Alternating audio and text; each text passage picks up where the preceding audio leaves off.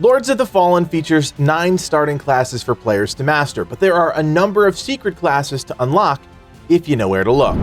My name is Codiak, this is Legacy Gaming, and today we're revealing how to unlock the Dark Crusader. A quick shout out to Hexworks and CI Games for allowing us to play Lords of the Fallen 2 weeks ahead of launch. We always appreciate when developers give us access to their games so we can play them proper and bring you a whole host of videos. In this guide, we'll be revealing how to unlock the Dark Crusader, which is a class you might already have unlocked if, and only if, you ordered the deluxe edition of the game. If you went with the standard edition, listen up because you don't have to shell out the extra cash to unlock this class, you just need to know all the steps along the way. The first step in this quest actually happens very early on in the game. Once you leave the tutorial crypt, you'll be able to activate your first vestige point in Abandoned Red Copse.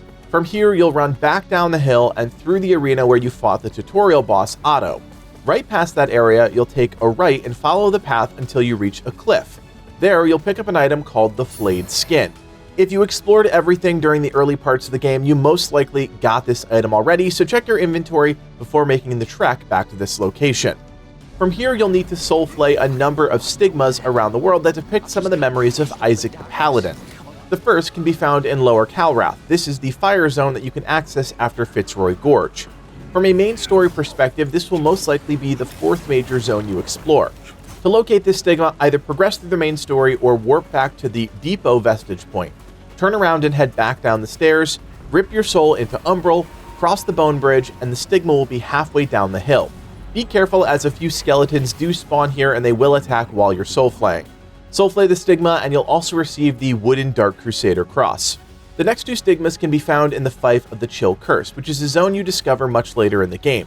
You actually get the key to the fief from talking to Andreas of Ebb earlier in the game, but it's a challenging zone filled with invisible archers and deadly ice wolves. The first stigma is actually right by the Fief vestige point, so relatively easy to get. Again, you'll see a scene depicting Isaac the Paladin. The second stigma you can only find after you've completed the entire zone. First, you'll need to defeat the story boss, which I won't spoil for you here.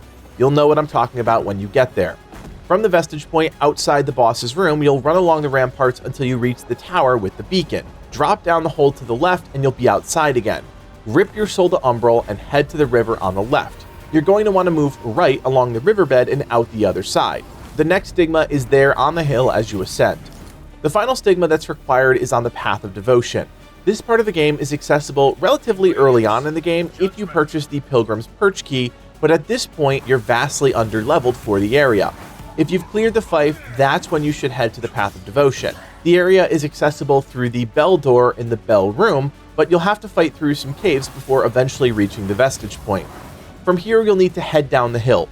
Clear all the enemies at the first landing, and you'll notice some butterflies towards the edge of the cliff. Soul rip to Umbral and activate the final stigma to complete the prerequisites for the next step. There is also a final stigma that shows Isaac fighting the Light Reaper in Upper Calrath on a small path off the Grand Staircase, but that is optional and not required to unlock the Dark Crusader. Soul flaying that last stigma gives you access to an arena a short distance away. Keep heading down the mountain path, either fighting or ignoring the myriad of enemies in your way. When you reach the bottom, definitely kill the elite archer enemy as she can shoot you across the map in the arena where you're heading to. Rip your soul and head into Umbral. At the edge of this area, you'll notice a pull point. Extend the bridge and head into the arena ahead of you. There you'll notice another stigma, but when you interact with it, you don't get a story moment, you get a boss fight. You'll need to defeat the Paladin's Burden to progress the quest, and at the time of recording this video, there are 2 things you need to know.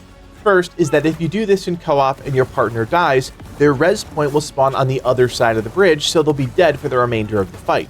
Also, the encounter floor was bugged when we were unlocking the Dark Crusader. None of our spells that targeted the floor would work, and even when we tried to drop items, they just mysteriously vanished, so word to the wise. Once you defeat the boss, you'll scoop up some Umbral Scourings, as well as the quest item, Umbral Tinged Flayed Skin. With this in hand, you're ready for the penultimate beat of the secret, but before we unlock the class, let's go scoop up some loot. Head all the way back to the beginning of the game where you picked up the Flayed Skin. View into the Umbral and you'll notice a giant door with a cross marked into it. Soul rip and head into Umbral, and with your newly acquired quest item, you can interact with the door and open it, giving you access to a small bridge and a landing. Head down and you'll be able to loot an entire set of Paladin's gear, including Paladin Isaac's sword and a full set of heavy armor. This is a majority of the gear the Dark Crusader class starts with, so not only will you have access to a new class by the end of this video, but you'll also have access to a full set of awesome gear to use on your main character. The final step to unlocking the Dark Crusader is to defeat the Light Reaper, which is by no means an early game feat. The fight is triggered as part of the main story, so it's really hard to describe without spoiling anything, so I will remain obnoxiously vague. The key here is to know the trigger. Once you defeat the Paladin's Burden, you'll now have access to Umbral Isaac, and you'll be able to spawn him as an ally when you fight the Light Reaper. This is the final key to unlocking the Dark Crusader. Summon Isaac before the fight, defeat the Light Reaper, and voila, a brand new class for you to use. If you've already killed the Light Reaper or you fail to summon Isaac, that's it. Your chance to unlock the Dark Crusader on this playthrough is exhausted, and you'll need to try again on a different character. A small note, the Light Reaper actually is guarded by an Umbral Parasite, which is inaccessible unless you blow up the Umbral Tendril, which you can find in this small catwalk here. No idea why this is part of the fight, but there you go. With each step of the quest complete and the Light Reaper slain, you can now access the Dark Crusader class.